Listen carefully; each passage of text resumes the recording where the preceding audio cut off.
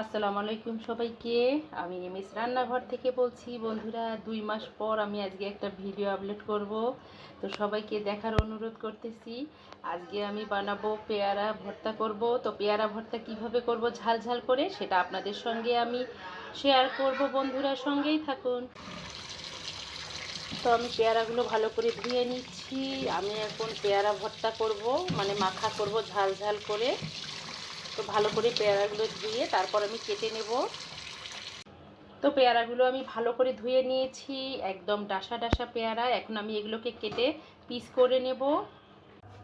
তো বন্ধুরা, এই যে আমি এখানে মরিচটা পুড়ে নিচ্ছি, কারণ আমি পোড়া মরিচ দিয়ে ভর্তা খেতে খুবই ভালোবাসি, বিশেষ করে পেয়ারা ভর্তা। এই তো পোড়া হয়ে গেছে। তো আমি এখানে কয়েকটা পুড়ে নিয়েছি। এখন আমি এখানে এটাকে ভালো করে লবণের সাহায্যে ম্যাশ করে নেব। এই যে এখানে লবণ দিয়েছি আমি। তো লবণের সাথে এটাকে ভালো করে, এই যে পোড়ামরিচের ভর্তাটা দেখতে কালো হলে খেতে খুবই ভালো লাগে, বাদামের মতো লাগে। এই যে, তো আমি অনেক দিন অসুস্থ ছিলাম, এই জন্য আমার এই চ্যানেলটাতে আমি ভিডিও দিতে পারিনি। বন্ধুরা, হয়ে গেছে। আমি এখন পেয়ারা কেটে রেখেছি, পেয়ারাগুলো দেব। এই যে কাটা পেয়ারাগুলো দিয়ে দেব, দিয়ে দিলাম। লাইটের আলোটা কেন জানি একটু কমে গেছে, এরকম মনে হচ্ছে। আর দিয়ে দিচ্ছি আমি সরিষার তেল।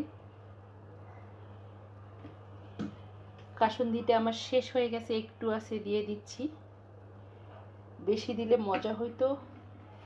আর দিয়ে দেব আমি হালকা একটু চিনি। একদম শাহবাগের মামারা যেভাবে বানায় ঠিক সেরকম লাগবে খেতে।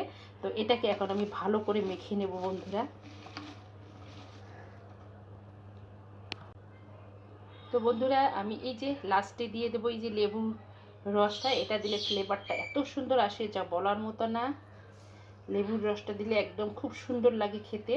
আপনারা এইভাবে বাসায় ট্রাই করে দেখবেন আর কমেন্টে জানাবেন প্লিজ। আমার চ্যানেলটাকে যদি আপনাদের দেখতে দেখতে ভালো লেগে থাকে, আমার চ্যানেলটাকে সাবস্ক্রাইব করবেন, এমএস রান্নাঘরের সঙ্গে থাকবেন।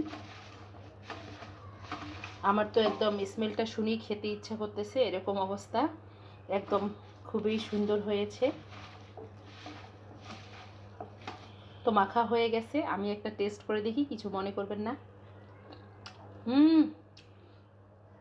দারুণ হয়েছে খেতে।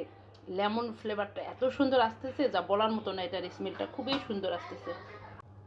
তো এই তো বন্ধুরা, হয়ে গেল ঝাল ঝাল পেয়ারা মাখা। এটা খেতে দারুণ হয়েছে, আপনারা বাসায় ট্রাই করে দেখবেন। এই তো আজকে এ পর্যন্ত। আল্লাহ হাফেজ, আসসালামু আলাইকুম।